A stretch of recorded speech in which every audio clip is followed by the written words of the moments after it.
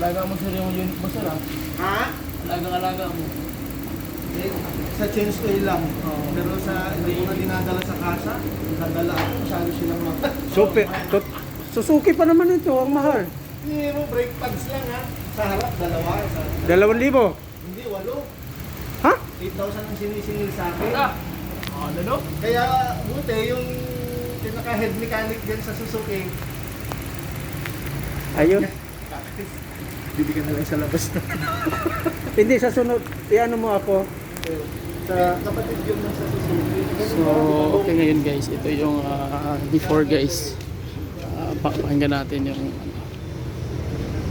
before. Samahan niyo ako. Yeah. Okay. Aircon natin. So, pakinggan niyo yung before guys.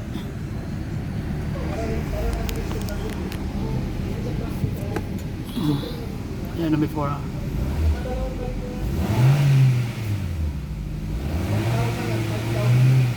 So yung ano niya, yung engine masyadong ano yung takbo, yung ano niya, yung RPM.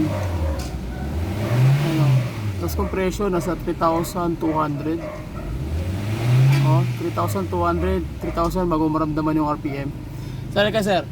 Ay, Po. saan na natin itong bintana? Sige po. Para hindi siya. Yung RPM mo sir, ang RPM niya magalit siya ng mga 3,000 to 3,200. 3,500 bago maramdaman yung yung ganun yung mga. Oh. Yung galit niya.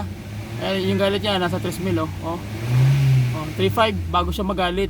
Ganyan ngayon. Oh, dapat niyan mabalik mo yan yung galit niyan sa mga 1,500, 1,200 o 2,000. So para mas sutoy sa kayo. Oh, masutoy siya kay ang mangyari man good, kailangan mong mudagan og kusog para maka-overtake ka. Kaya nagtamaknin mo, loss compression man siya, ano?